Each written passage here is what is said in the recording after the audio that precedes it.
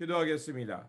좋으신 아버지 하나님, 오늘도 저희들에게 새날을 허락하여 주시고 주의 말씀 가운데 출발하게 하시니 감사를 드립니다. 언제 어디서나 무엇을 하든지 먼저 하나님 나라와 의를 구하게 하여 주시고 먼저 하나님의 말씀을 굳게 붙잡고 살아가는 한 날이 되게 하여 주시옵소서. 그래서 우리의 삶을 주님의 말씀으로 분별하며 주님의 거룩한 뜻 붙잡고 신실하게 살아가는 우리 모두가 되게 하여 주시옵소서. 우리 구주 예수 그리스도의 이름으로 기도드립니다. 아멘. 오늘 우리에게 주신 말씀은 에스겔서 19장입니다. 본문 읽기는 19장 1절에서 9절입니다. 너는 이스라엘 고관들을 위하여 애가를 지어 부르라. 내 어머니는 무엇이냐? 암사자라.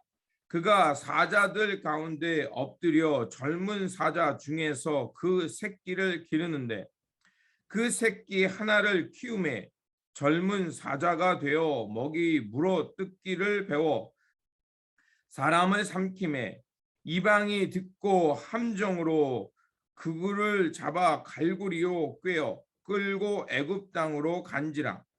암사자가 기다려가 소망이 끊어진 줄 알고 그 새끼 하나를 또 골라 젊은 사자로 키웠더니 젊은 사자가 되매 여러 사자 가운데 왕래하며 먹이 물어 뜯기를 배워 사람을 삼키며 그의 궁궐들을 헐고 성읍들을 부수니 그 우는 소리로 말미암아 땅과 그 안에 가득한 것이 황폐한지라.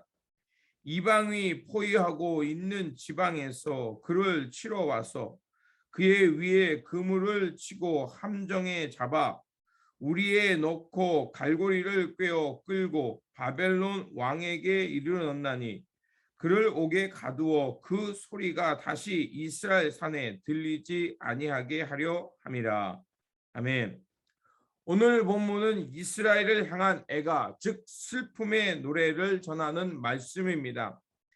이 애가를 통해서 에스겔은 이스라엘의 두 왕 혹은 세 왕의 운명을 묘사하고 있습니다.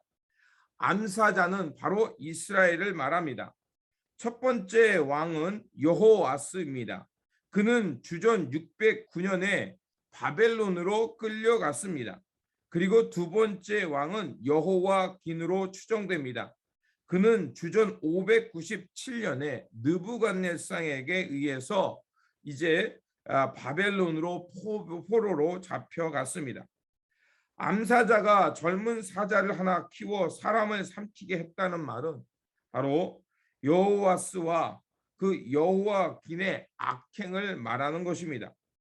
이 왕들은 바벨론과 애굽 사이에서 갈팡질팡하다가 결국 자국민들을 큰 위험에 빠뜨렸기 때문에 그렇습니다. 에스겔은 그때 이스라엘의 비극적 상황을 슬퍼하며 노래하고 있는 것입니다.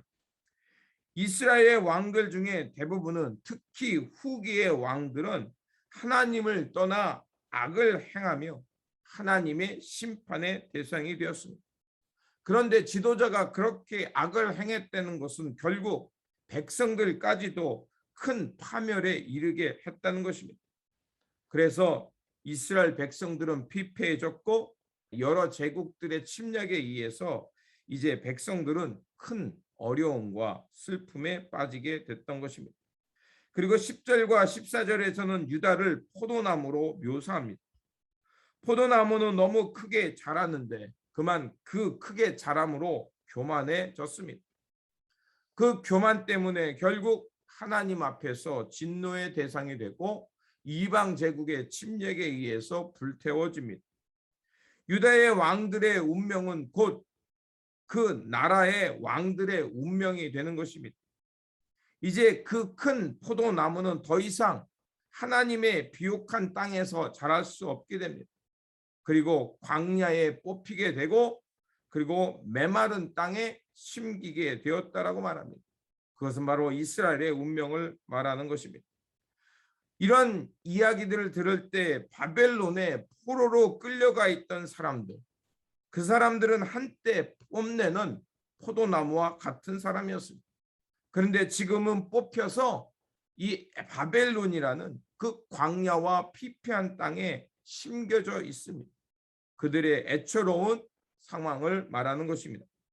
이 애가는 바로 다윗 왕조에 대한 사망의 선포입니다. 통치자들이 그 통치의 지팡이가 될 때는 나라와 백성이 든든하지만, 그러나 그 통치자들이 타락하면 하나도 남김없이 광야의 피폐함 속에 살아가게 된다는 것입니다. 하나님을 떠난 사람들의 끝은 가뭄과 메마름입니다. 거짓 희망을 붙들고 살아갈 때 결국 그 삶을 뒷받침하는 것들이 하나도 없다는 것을 말하는 것입니다. 하나님이 없이 살아가는 사람들, 그들은 슬픔에 빠져서 슬픔의 노래를 부를 수밖에 없는 것입니다. 하나님의 백성이 하나님의 언약을 떠났다는 것, 바로 그것은 유다의 마지막 운명과 같이 된다는 것입니다. 그러므로 우리는 하나님의 형상을 따라 지음받았고, 또 하나님의 언약을 받은 하나님의 생명이 있는 언약 백성입니다. 그것을 기억하면서 우리는 그 언약의 말씀을 따라 살아야 합니다. 그리고 그 언약의 말씀을 따라 하나님의 은혜와 하나님의 뜻을 가슴에 담고 사랑과 돌봄, 평화의 공동체를 이루며 살아가는 것입니다. 그것이 바로 하나님의 거룩한 백성들의 모습이며 언약 백성의 삶의 모습인 것입니다. 이런 언약 백성으로 하나님 앞에서 참되고 거룩하게 살아가는 저와 여러분들이 되시기를 주님의 이름으로 축원드립니다. 기도하겠습니다.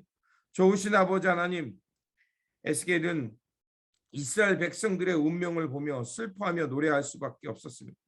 그 이유는 이스라엘 백성들은 하나님의 언약을 버리고 세상의 풍조를 따라가다가 결국 광야에 뽑혀서 피폐와 또 황무한 삶을 살아갈 수밖에 없었습니다.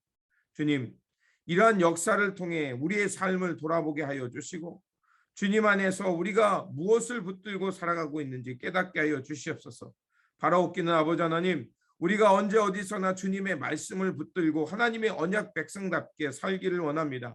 오늘도 우리에게 새날을 주셨사오니 성령 가운데 인치심을 주셔서 그 성령님께서 이끄시는 하나님의 언약 백성답게 살아가는 우리의 모습이 되게 하여 주시옵소서.